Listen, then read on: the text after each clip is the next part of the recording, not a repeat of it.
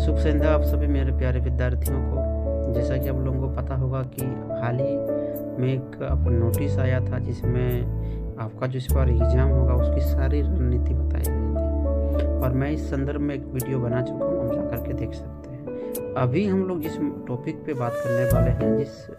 संदर्भ में बात करने वाले हैं, थोड़ा डिफरेंस है, थोड़ा अलग है और ये इसलिए बात करना ज़रूरी है क्योंकि आपके पास अभी ज़्यादा से ज़्यादा 1 महीना समय है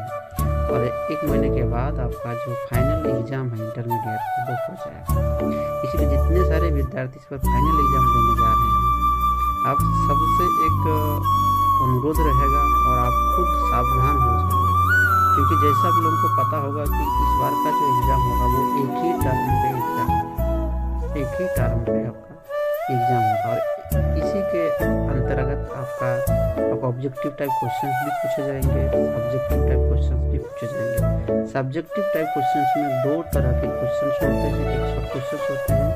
एक लॉन्ग क्वेश्चंस होते हैं और क्वेश्चंस का जितना अंक होता है उसके हिसाब से आपको अपना आंसर्स भी देना होता है। मैं ये किसी पर्टिकुलर सब्जेक्ट के बारे में नहीं कह रहा हूँ। आप अगर हिंदी के हैं, साइकोलॉजी के हैं या फिर साइंस में फिजिक्स केमिस्ट्री किसी भी सब्जेक्ट के हैं, तो जितना अंक का आपका क्वेश्चंस रहता है उसके हिसाब से आपको उसका आंसर्स देना होता है। और मैं इस बात को इसलिए जोर देना चाहता हूँ कि पिछले बार आप लोग जब एग्ज़ाम दिए तो उस समय पे आप लोगों के पास न शॉर्ट क्वेश्चंस हुआ करता था न लॉन्ग क्वेश्चंस हुआ करता था, सिर्फ आपको ऑब्जेक्टिव क्वेश्चन पे मार्कशीट में भरना होता था। मगर इस बार ऐसे कोई बात नहीं है। इस बार आपको मार्कशीट में नहीं भरना है, आपको उसके लिए एक पेपर दिया जाएगा, उत्तर पुस्तिका दिया जाएगा जिसमें आपको 1 2 करके ABCD करके आपको आंसर देना है। ये तो ऑब्जेक्टिव की बात है, मगर सब्जेक्टिव की जहाँ तक बात की जाए इसमें विशेष रूप से ध्यान देने वाली बात ये है कि आपने आपका जो क्वेश्चन लिखने का जो आपका जो टैलेंट है, आप कितने टाइम में कितने पेज का आंसर्स लिख सकते हो, आपका मतलब आप कितने स्पीड में आंसर्स लिख सकते हो, आंसर्स को सही लिख सकते हो कि नहीं लिख सकते हो, उसकी बनावटी क्या होगी, उनका रूपरेखा क्या होगा, ये तमाम जो विषय है ये इसमें आपको सावधानी रखनी है। और मैं इसलिए कह रहा हूँ कि काफ़ी सारे बच्चों को देखते हैं कि एग्ज़ाम टाइम में वो 5 अंक के क्वेश्चन पे 1 पेज का मतलब आंसर्स नहीं लिखते हैं, उसमें भी बहुत सारे गलतियाँ करते हैं। तो आपको इन सभी बातों पे ध्यान रखना है और समय रहते ही आपको अपने आप में सुधार कर लेना है ताकि आप एग्ज़ाम हॉल में जा कर के किसी भी तरह की गलतियाँ करने में बचें। जैसे मैं अगर बात करूं कि आपका जो 80 अंक का जो एग्ज़ाम होगा,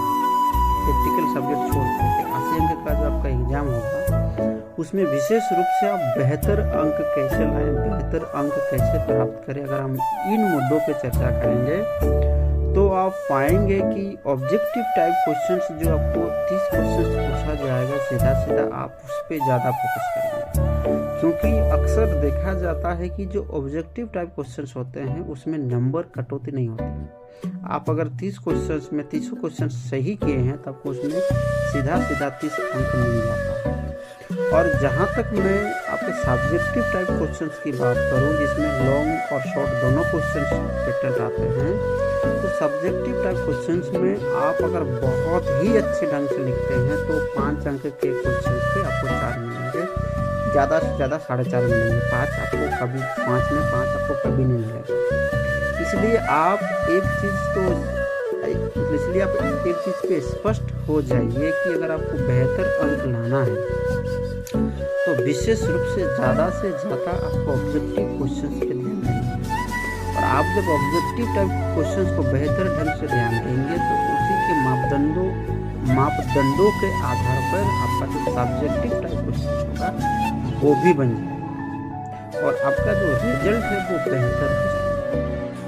इसमें और एक बात हमारे बीच बहुत आती है कि मैं ऑब्जेक्टिव टाइप क्वेश्चन को कर लेता हूँ बट सब्जेक्टिव टाइप क्वेश्चन को कैसे करूँ, मैं बहुत जल्दी स्पीड लिख नहीं पाता हूँ, उसका क्या समाधान। तो मेरे प्यारे बच्चों, मैं आप लोगों को कहना चाहूँगा कि अभी का जो समय है बहुत अच्छा है, ठंड का मौसम है। आप लोग अगर अभी से शाम प्रातःकाल अगर थोड़ा जल्दी उठ करके अगर आप लोग हर दिन 2-2 घंटा लिखना शुरू कर दोगे, प्रैक्टिस करना शुरू कर दोगे, तो मुझे पूरी उम्मीद है कि आप लोग 1 महीने के समय अंतराल में आपका हाथ का स्पीड भी अच्छा खासा हो जाएगा, आपका हैंड राइटिंग भी अच्छा खासा हो जाएगा और आप क्वेश्चंस को बहुत अच्छे ढंग से लिख पाओगे। मैं और एक बिंदु पे अगर चर्चा करूं तो वो बिंदु होंगे कि कितने अंक के क्वेश्चंस को कितना पेज लिखना है। तो मैं अगर कहूँ कि अगर आपको 2 अंक का क्वेश्चन पूछा जाता है, 3 अंक का क्वेश्चन पूछा जाता है, तो लगभग आप लोग मान के चलिए कि आपको 1 पेज को लिखना ही है, उससे आप कम लिख करके पार नहीं कर सकते। अगर 5 अंक का क्वेश्चन पूछा जाए तो प्रयास करिए आप 1.5 से 2 पेज लिखिए और वो बेहतर ढंग से लिखिए, अच्छे ढंग से स्टार्टिंग करिए और बेहतर ढंग से लिखिए और प्रयास करिए कि आपका जो हैंड राइटिंग है वो अच्छा हो, स्पष्ट दिखे, सुंदर दिखे, क्योंकि कहा जाता है कि पहले रूपधारी फिर गुण विचारी, मतलब पहले आपका जो हैंड राइटिंग है वो पहले अगर आकर्षित करती है तो बहुत अच्छा है, आपको अच्छा नंबर मिलेगा। हाँ, उसके बाद कंटेंट भी आप उत्तर लिखते समय पे ऐसा उत्तर लिखिए जो आपके प्रश्नों से संबंधित है। अगर आप ऐसा कर पाते हैं तो आप निश्चित हो जाइए कि आपका रिजल्ट बेहतर होगा। बाकी की बातें अगर आपको कुछ और इन संदर्भ में कुछ पूछनी है तो आप कमेंट करिएगा,